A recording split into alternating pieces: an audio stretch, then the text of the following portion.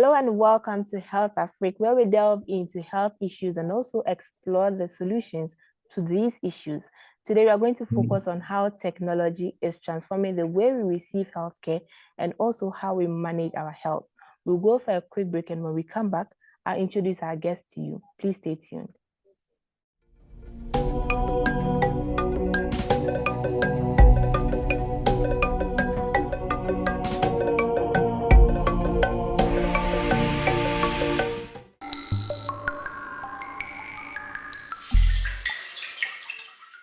Welcome back from the break. This is still HealthAfrik, and as I mentioned earlier, today we'll be focusing on how technology is transforming the way we receive healthcare, particularly telemedicine and technical health solutions. And joining us from Nigeria and also via Zoom is Mr. Bayode Oke Thomas. He's a health tech innovator. Hello, Mr. Bayode. Hi. You're welcome to HealthAfrik. Thank you so much. Good afternoon from Nigeria. Good afternoon to you too from Ghana.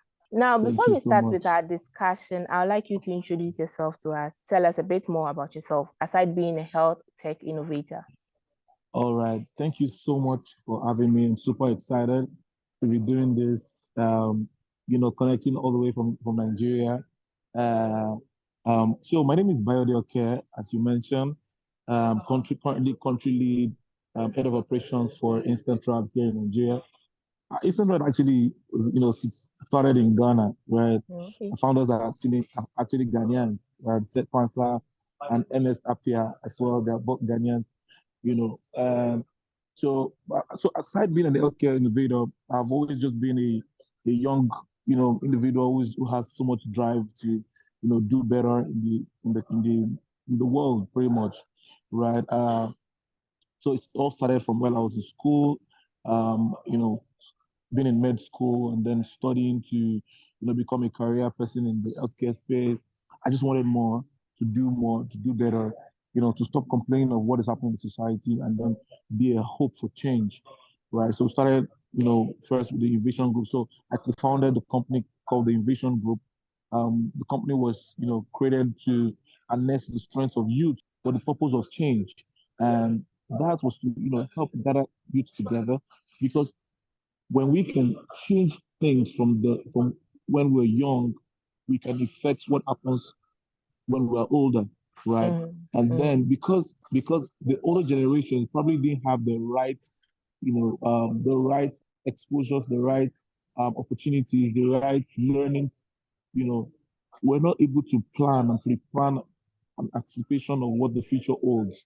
But when we can gather them from our youthful age, the future will have a better outcome, right? And that was the idea of the program. And then that moved to me also co-founding Mentors in Nigeria initiative, which was to, gather mentors, that's the older folks who have gone through life, defied the odds, and were able to do great things with themselves, to, share their experiences with the younger people and let us learn what worked for you and the things we should avoid while going, on the journey. And that has practically been my journey all along. And then, being in the healthcare space as a medical radiographer, I did an MBA, which got me into the world of business in itself and landed me being an healthcare innovator. So in the healthcare space, we have, help businesses, strategically position themselves, for their products and how they can, thrive in the startup ecosystem. Pretty much, that has been my journey. Great. That is very, very good. And starting with the discussion, we are going to understand what telemedicine is and also how it's changing the landscape of healthcare. To my best knowledge, I know when we talk about telemedicine, that is you not in person or yes, physically walking to the hospital, but rather you pick your phone and then you can talk to your doctor, or you can just via text talk to your doctor, and also your doctor will advise you on what to do next. Now, being an expert in the health tech innovator, how do you understand telemedicine, and also how is it changing the landscape of healthcare? Well, so thank you for that question. So I actually currently do a podcast, very funny the situation, the settings we have right now, seem a bit serious. But that podcast, I crack a lot of jokes there, talking about demystifying the technical name of telemedicine and teleradiology, anything tele, demystifying it into the simplest term for the viewer. I'm sure the viewers are not really healthcare people. They're like people who just want to know more about the healthcare system, right? So anything when you hear the word tele, it means transcending the limits of our physicality. Anything that transcends the limits that our physicality gives to us. Before the COVID era, we're literally bound by always having to be physical in everything we do. So I want to talk to a doctor, I have to go to see a doctor physically, right? But what the post-COVID era has brought to us is that now the world is now a parallel universe where you can literally reach out to anybody anywhere in the world. Just the way we're having this conversation now. Yeah. I'm in Nigeria, somewhere in Lagos, Nigeria, and then you're far away in Ghana. This is tele, right? Now, so when we want to bring it into the conversation we're having today, which is now telemedicine, how we are offering medical services without the limits of our physicality, right? So what I would not normally do to you when I see you as a doctor physically in the hospital, I can now offer that service via the internet or without us being physical. That's pretty much what telemedicine is. Right, and then we now build quite a number of structures and products around that definition. But when you want to, if you are asked or if you want to really know what telemedicine, and you see tele, so there's telemedicine, you have teleradiology, right? So for teleradiology, it's offering radiology services, but transcending the limits of our physical, makeup. Right now, in the healthcare sector, we have the patient, we have the healthcare provider, and also the healthcare system as a whole. How does telemedicine benefit these people? So now, because as I said earlier, because before now, there are a lot of things that we actually don't need to do to come to the hospital for a lot of times, right? And what telemedicine is doing for us now is that we're able to classify our patients this time around. So in healthcare space, there are different stratas of healthcare, right? We have the clinic, which is like the primary healthcare. There's the secondary hospitals, and we also have the tertiary hospitals, right? Tertiary hospitals are for more complicated cases. Secondary are for less complicated cases. In comparison to the tertiary hospitals, the primary healthcare centers are for just basic illnesses like, oh, I have a headache, I have a stomach pain, I just want to see a doctor. You see that at the clinic level, we are able to, duplicate that system via telemedicine, where rather than come to the hospital where we don't even have enough bed space and we don't have enough, space to cater for the number of patients that we have existing in, the African ecosystem, the African ecosystem.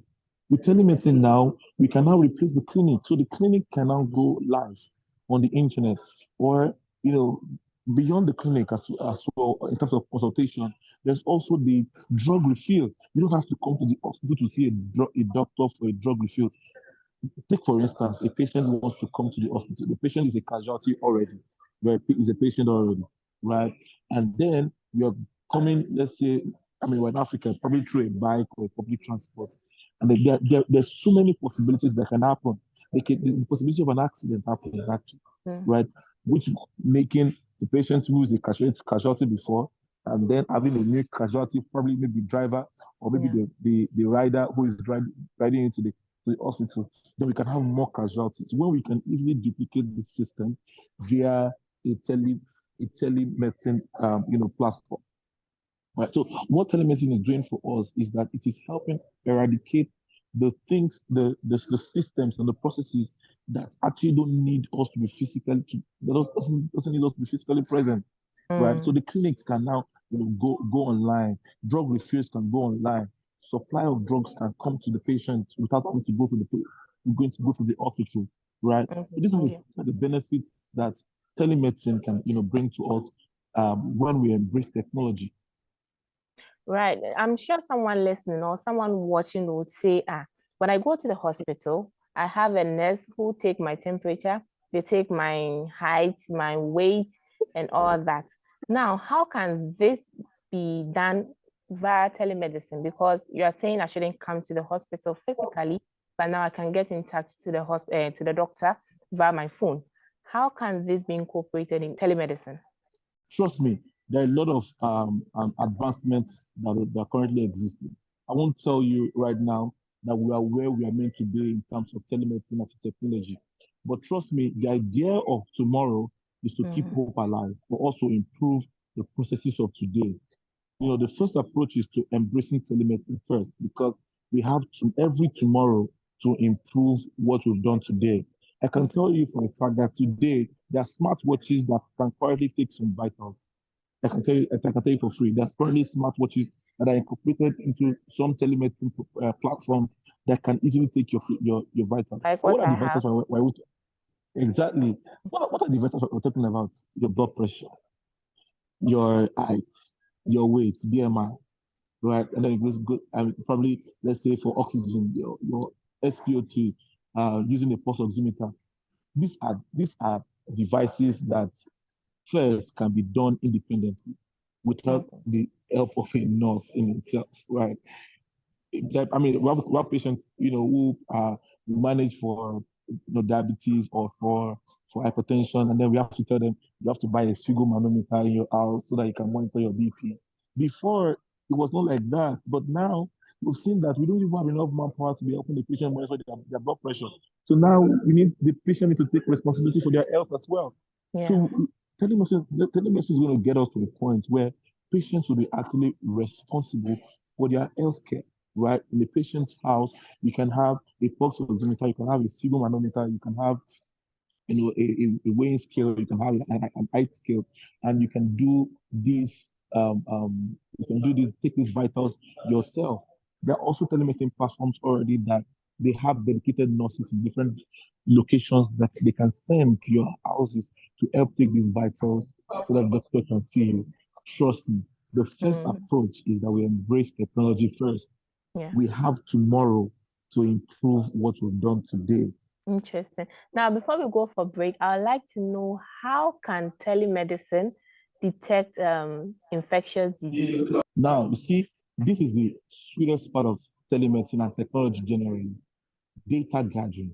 Now we can gather data and analyze data in real time, as opposed to going to the hospital physically. The moment the doctor can see patients in a particular niche area, niche location, right? With the data we've gathered, we can easily detect that it seems to me that in this particular location, they are having more of hypertension, then there's something wrong there. Hypertension will naturally not just happen on its own. There must probably be a cough, be a cause. Or let's say cough, let me use cough. Let me just use, cough or headaches. I mean, these people are presenting with incessant coughs. Then there must be something happening. There must be a bacterial infection that is probably predisposed in this particular location. Now, with telemedicine, we can analyze that data and we can have an intervention straight into the community, and we can reduce the risk at which infectious disease can happen. If we had telemedicine rampant during COVID, it would have been very easy to track patients who probably have disease, because in real time we have data that can tell us where and which area we're having not we're having the disease, dominant, not just shut down the entire country because we think the entire country is infected, right? That's because we don't have data. So everybody has to suffer what not everybody caused, right? So when we have technology or telemedicine, we can gather data, analyze it, and provide solution before it gets more serious. Yeah. So we'll go for a quick break, and when we come back, we shall delve into the challenges and also limitations with telemedicine.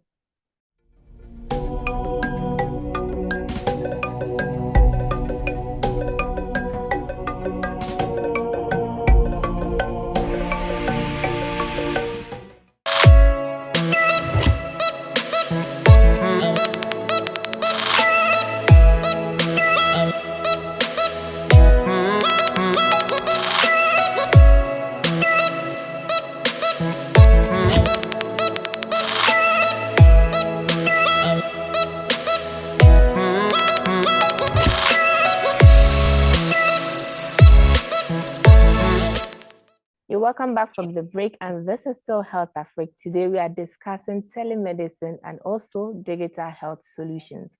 And with us is Mr. Bayode Oke Thomas from Nigeria. Mr. Bayode? Hi, I'm still here. Great. Now let's continue with our discussion. Before we went for the break, I like the fact that you made mention that through telemedicine, it's easy for doctors to track patients. That means they are going to have a data of their patients, right? Now, data currently is a big issue. People use this data to manipulate their patients and other people. Now, let's talk about the security in terms of keeping data through telemedicine. I mean, in digital health in itself is growing, fast growing in Africa, right? And we have developed countries, come up with different regulatory agencies that regulate how data privacy can be, the patient's privacy can be protected, right? And then we have EPA. EPA is a regulatory company in the US where they regulate the healthcare data of patients, right? So, and in Nigeria, for instance, we have NDPR, right? So these are regulatory bodies who are ensuring that we create policies that helps protect the patient data. The truth is that in every disruption, there's always a vice.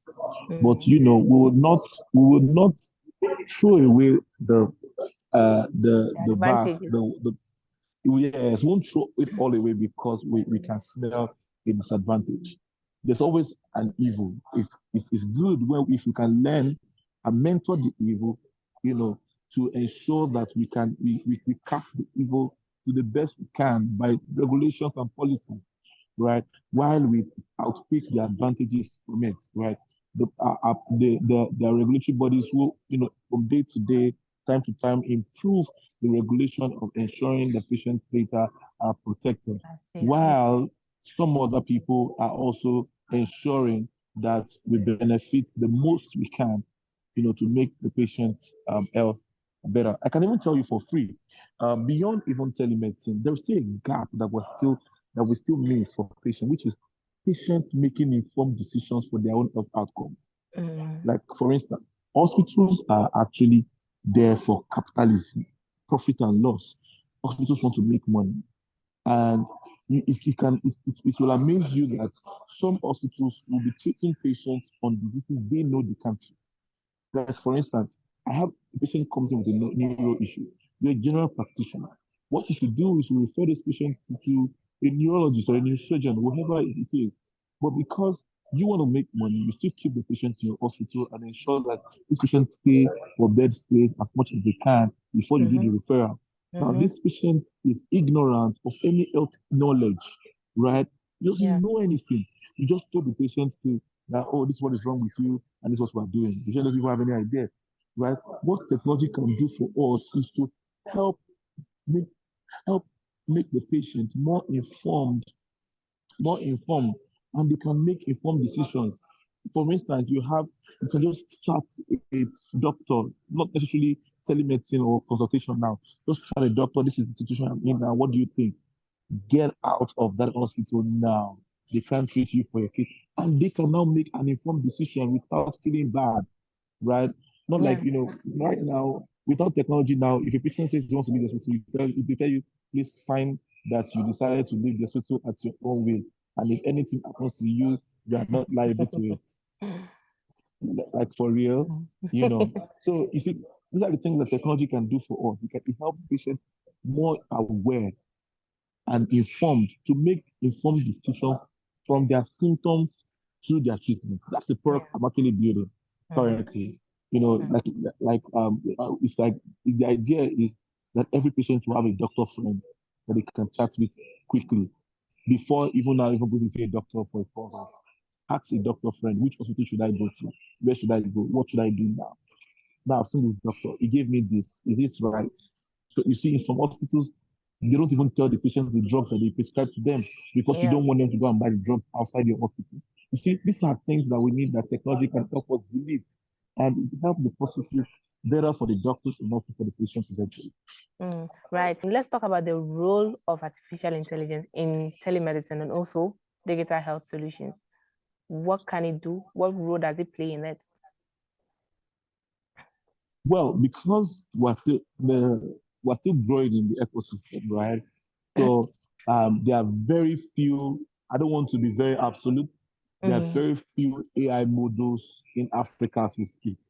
Every AI model developed right now, probably not from Africa, Yeah. right?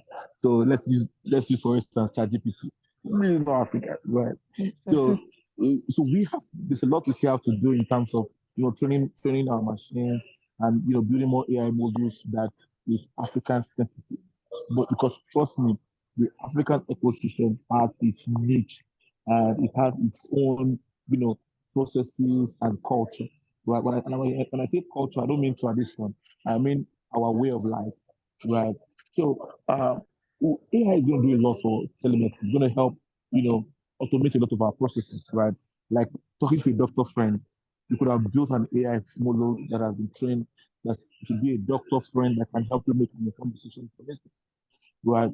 And also AI can also help our doctors reduce the time with which they consult a patient, right? They reduce the time at which they get to, use their brain to prescribe drugs. And they have to, put in their head all ICD-10 codes. ICD-10 codes are like international standards for diseases, right? Literally have to put in your brain ICD. I mean, you can use that brain for a better use. You can crack that brain for something more human than what a machine can do, right? So pretty much AI is coming to not replace us as doctors or as healthcare professionals, but it's coming to help us be more human. A lot of us are taking up both human roles and machine roles, right? I don't see why anybody should be doing the same thing over and over again. To be very honest, that is the work of a machine, right? We are humans and we should do more human things, which is to care for people, right? When we care for people, we can help, research and think of better ways to, come up with an intervention that can solve their problems than thinking of doing the same routine over and over again. So AI is going to help us, with clinical notes. It's going to help us with prescriptions. It's going to help, like for instance, in instant right now, we have an AI module that helps create what we call AI tags. So for instance, we do an X-ray and we send the X-ray via we push the images to our platform on instant trial. The platform can bring out AI, look at the image, analyze the image, and pick AI tags Diagnose. for the radiologist. Yes, like a pre-diagnosis to the radiologist. Now, the radiologist has a choice to either use those suggestions or ignore it. Right now, if you use the suggestion, you can either correct the suggestion if it is not entirely correct. Then the AI model is more trained, and the radiologist has reduced his time with which he has to look, look at the image from beginning to the end. It has reduced the time that the patient have to wait to get a report, and the AI model has been also trained to learn how to detect that kind of disease over and over again. So with time, we see that what AI is going to be doing is that going to be helping us reduce the time it takes for patients to eventually move from what is wrong with them clinically to them getting cured in the hospital. Yeah, I can see that telemedicine is really, really crucial and also very, very beneficial. Now, just as you Yes. mentioned, there are advantages and also disadvantages. Let's look at the challenges and limitations between a doctor and also a patient. What are some of the challenges the person will face in terms of using telemedicine? A lot of challenges, to be very honest. A lot of challenges. First is adapting to the technology. Most of the knowledgeable people in the healthcare space today are old people. Our consultants are old people. They are people who have read all the books, written all their Manual. lives.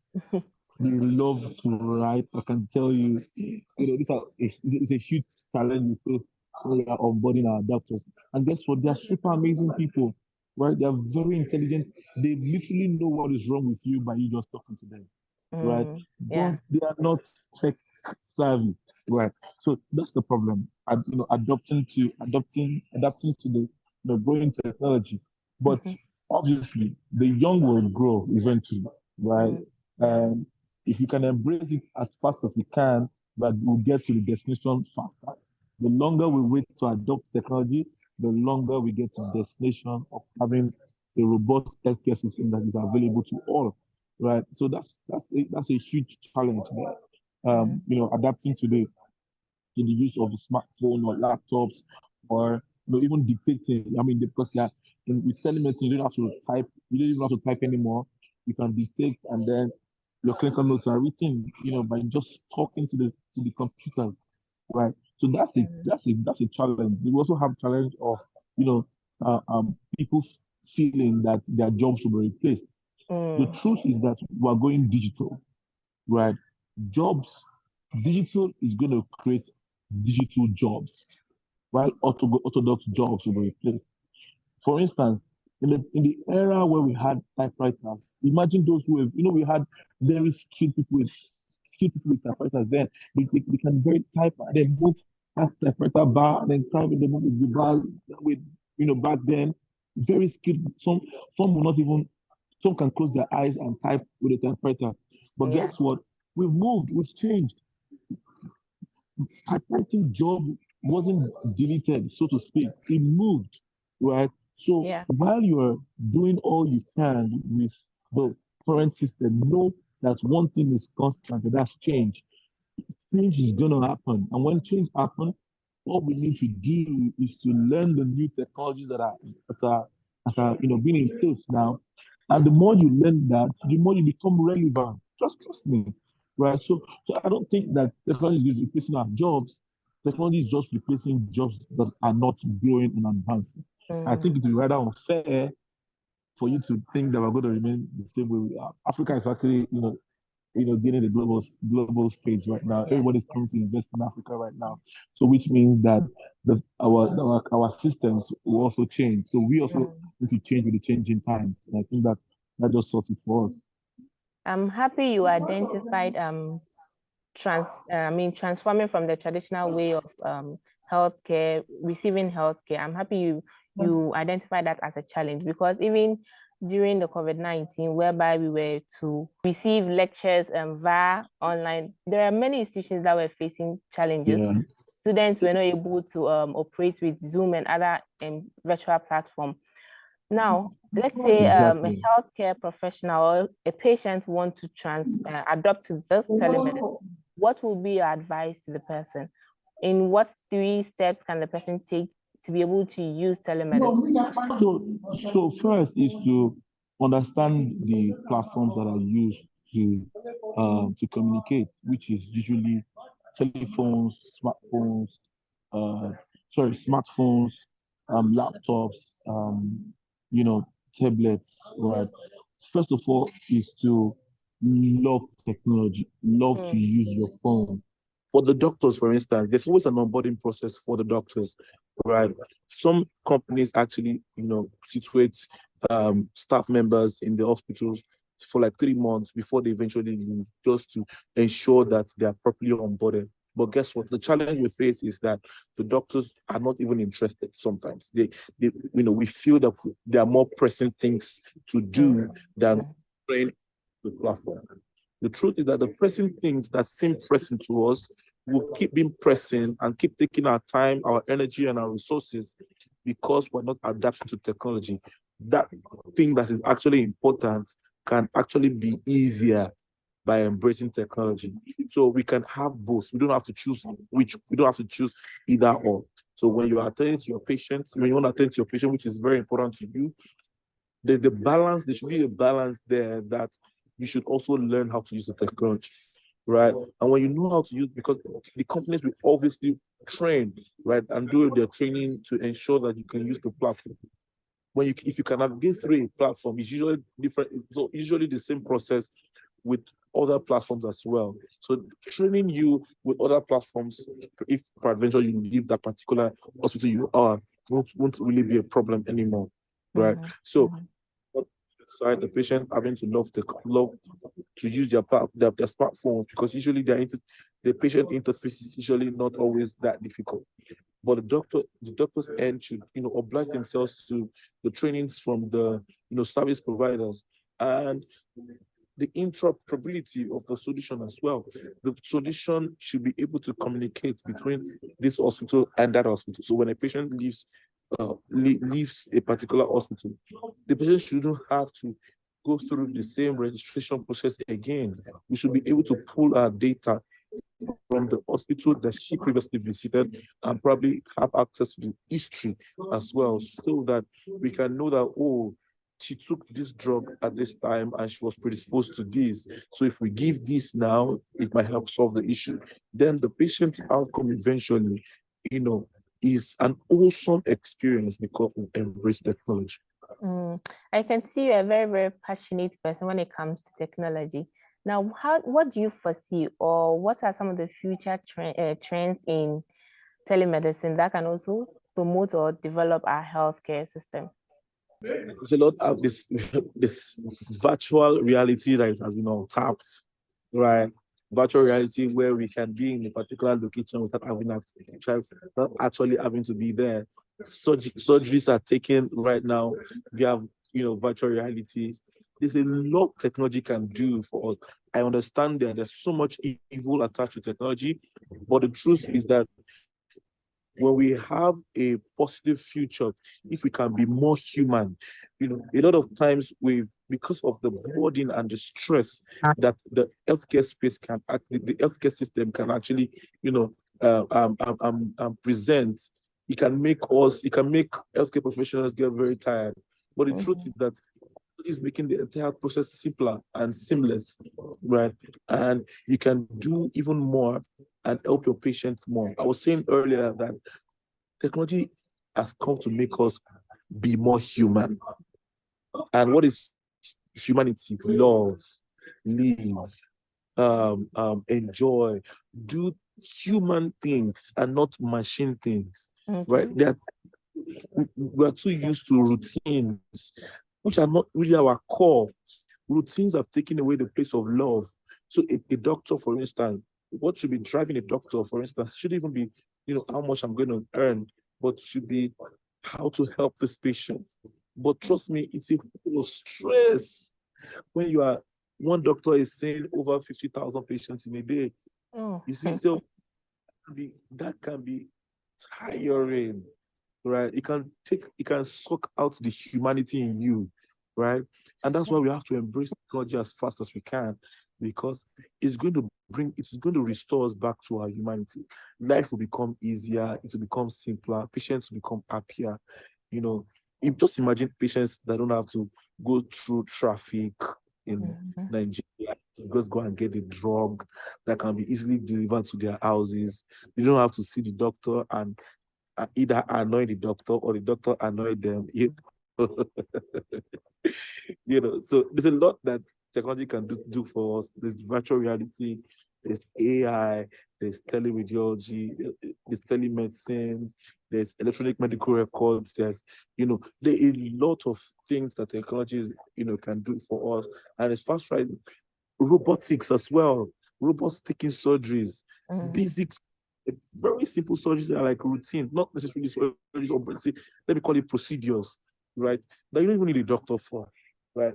I was in Dubai and I've seen robotics in action, and I'm like, yes. Wow. Yeah, happening, right? And that's the truth. I think our generation just like life easier and simpler, than the older generations. The other generations believe in hard work. You have to work hard for your life. But we believe that things can actually be easier and simpler. And I think so technology will thrive more in our generation than it was. Now, before we end, we would like to take your last words to particularly the healthcare professionals and also patients who are ready to embrace telemedicine and also technical health solutions. What would be your last word to these people? Last word is that we should evolve. One of the things that have been happening is that each time evolution happens, the people rebel, right? And we should not, fall victim of that, because if we rebel with the changing times, it just only makes us obsolete. It makes us become irrelevant, right? For us to be relevant now and in the future, you have to embrace change. And see how we can be more human than more capital focus or capitalism focus. Capitalism is about profit and loss. If I'm not making profit, I don't care about my fellow human being, right? But it is not about profit and loss, but it's about purpose. When we pursue purpose, we make profits, right? And what's purpose? Make humanity better, make this life better. We've been trained. Thank God, a lot of people were able to invest in their lives, and they are powerful in the right place. Some invested in their lives, and they are powerful in the wrong things. As doctors, as medical professionals, as patients, we've been able to acquire some level of knowledge and trainings that has made us powerful in the right place. Let's use our power for purpose and not for profit.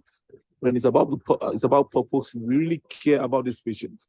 We know that this particular intervention we're taking for this patient can actually kill this patient faster. Purpose will say this life can be preserved. The value for human life should be above what it used to be. Let the value of human life be so precious to us. We don't know if the patient we're saving today is going to be the next person that will shift Africa from where we are to where we're meant to be. So every life matters, right? Via patients, let's embrace technology. Technology can help solve the problem. Don't be oblivious or ignorant about your healthcare interventions. Long to be aware of the interventions that doctors are taking you through. The more aware you are, the more you can also support in the healthcare in your healthcare journey, right? Seek second opinions, embrace technology. It's going to help us a lot. It's going to take us to where we're going.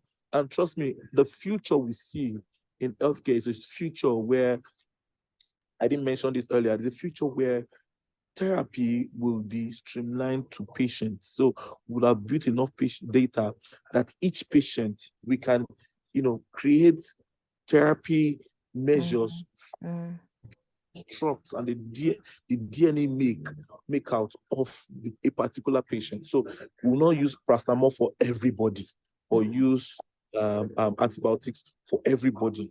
Antibiotics that fit for you will be used for you. There's a lot that technology can do, but we can only evolve to how much we can adapt to the changing times and changing season. I know that we're doing Africa, and Africa is, I'm super excited to be an African. Trust me, I don't know if I can live elsewhere than in Africa, right? And I know that we're doing great, and we're gonna get there. Hopefully. Thank you very much, Mr. Bayode, for the insightful information you provided. And I hope that there's going to be more innovative ways in receiving healthcare in Africa. Thank you so much. Great. This brings us to the end of today's episode, where we talk about telemedicine and also digital health solutions with Mr. Bayode Thomas from Nigeria. If you just joined, you can follow the discussion on our social media handles as Association of African Universities on Facebook and YouTube, and also AAUTV_African Universities on Twitter. Indeed, this digital age provides digital jobs, so it's about time you and I embrace what the technology brings to us. See you again in our next episode. Bye.